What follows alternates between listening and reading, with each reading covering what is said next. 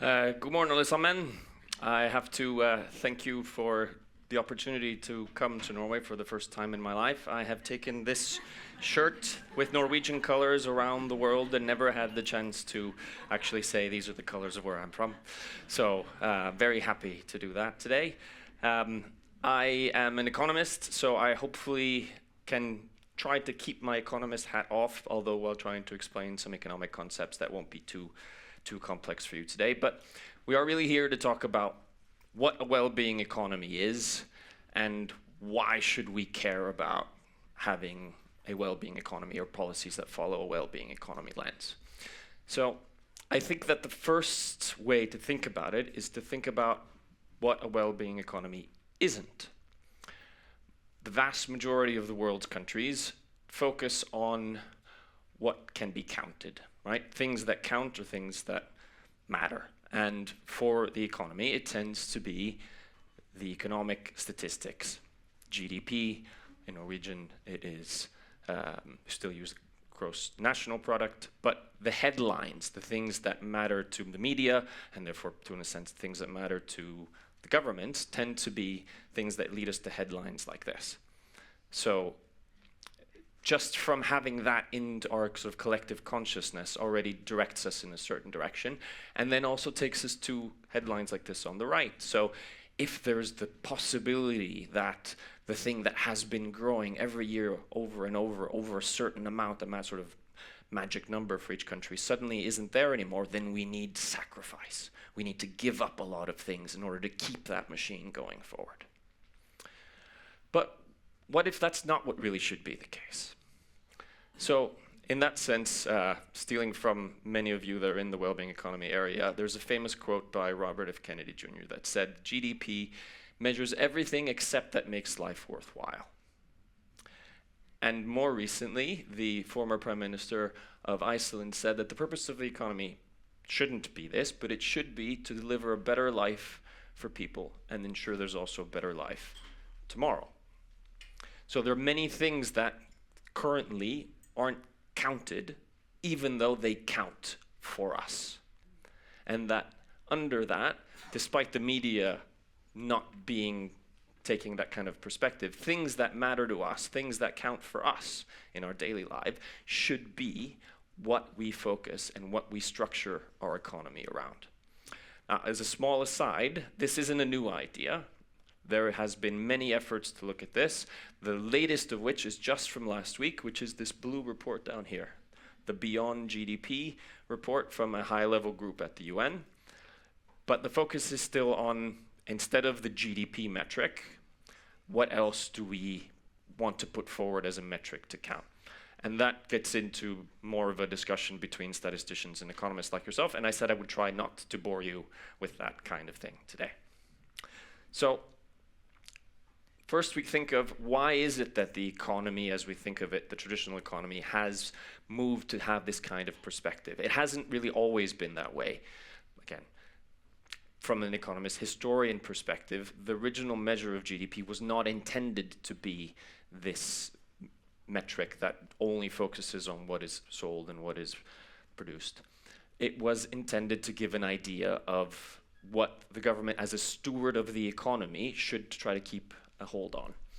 And in a sense was also intended to be an accountability mechanism. It was to show how everyone was doing in the country. But as the past few decades in particular have shown that parts of the economy have grown more than others, the people that are the stewards became more accountable to those that became a larger share of the economy. So instead of thinking about every person, government started thinking, well, what about those that may decide to move elsewhere, take their businesses, take their personal tax domiciliation elsewhere? And then that accountability link of the economy and the contributors individually to the economy starts to become broken. Then, as monetization and productization became widespread, the idea also became that if you became wealthy, that would solve all of your problems. If you became a wealthy country, that could also solve all of your problems. But they're very clear ideas that certain things you can't just buy and sell. You can't just make things that everyone needs health being one of the clear ones. No matter how wealthy you are, at some point you will have problems that lead to the end of your life. You can, of course, spend huge amounts to prolong this, but that isn't even, as a billionaire, something that is the thing that makes the most sense, or that you can really spend infinite money to keep yourself alive. Yeah. Maybe the most clear one is, of course, the environment, the ecosystem. There isn't a thing that we can really just spend to regrow or bring back animal species that have ceased to exist, or ecosystems that are no longer the way they are. And the last one is that the economic system, as it's being steered from the public sector, is always reactive. Right? Profit is very quick to move to find where there's some new amount to be taken advantage of. But those of us that try to help direct the limits of the economy or how it should move are always a bit of a step behind. And as the changes move faster, as we have seen in this past few years, that lag becomes larger.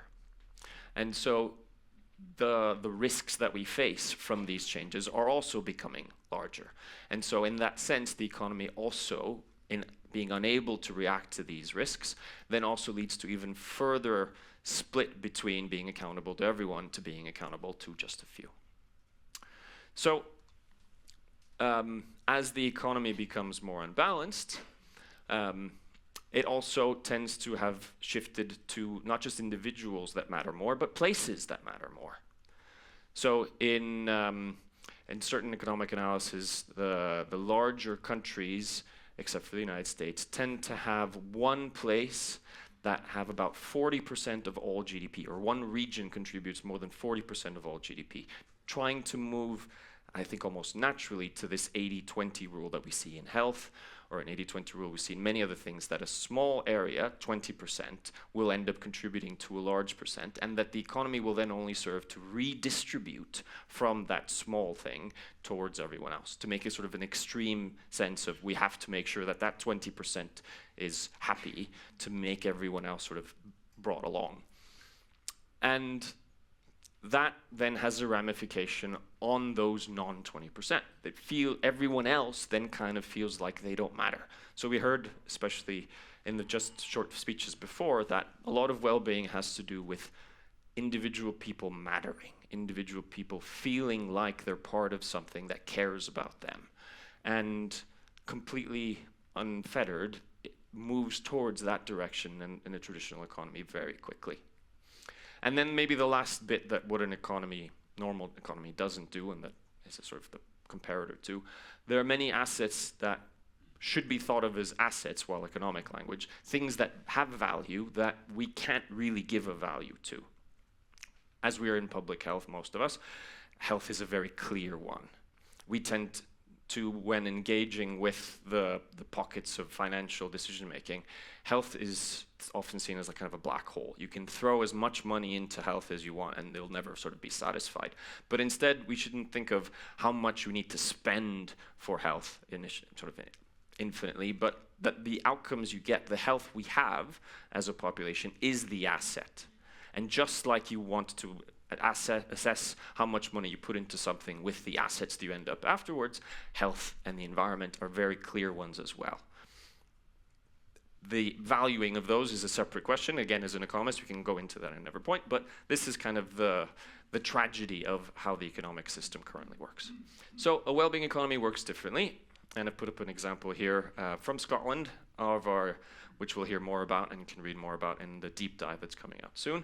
But there is an idea that a well-being economy tries to move away from these pitfalls or tragedies with the traditional economic model, even in a kind of circumstance as today, where we have situations like a global conflict that will make the price of most things go up, can suddenly put at risk even the model we have here in Norway, because of how much everything else is becoming expensive, because of how much we need to prioritize reacting to this.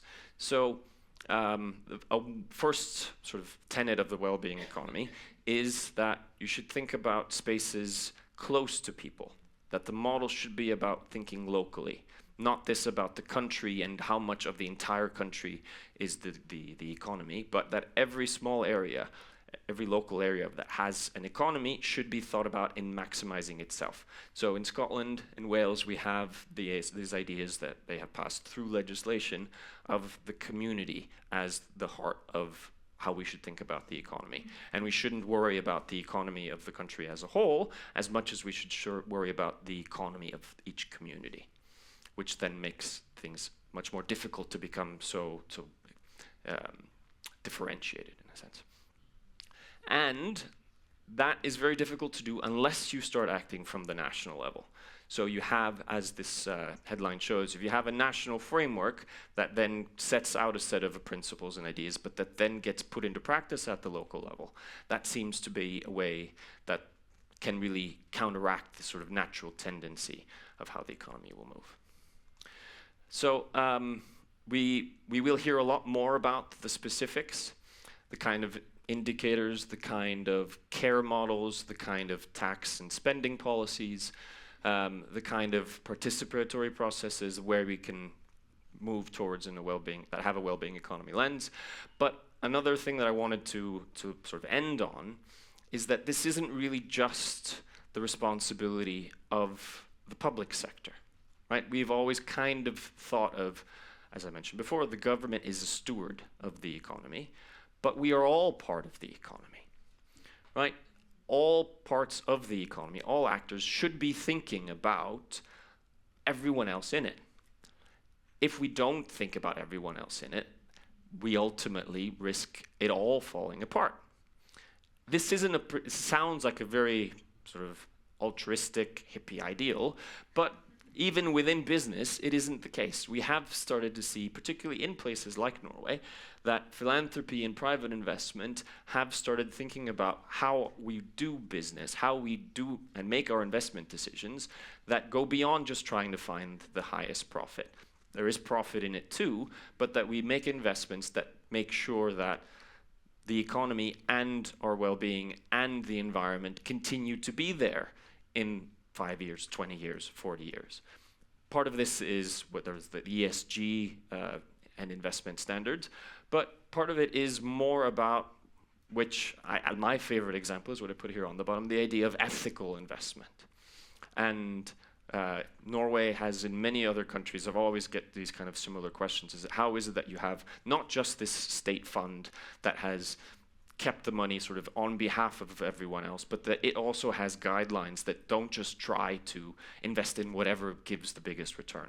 And that this is we can have different opinions on how well this works or how consistent it is, but this is the kind of approach that we really should be trying to see, not just pushing for governments, local governments, or civil society actors to promote, but also those that are in the economy to make money.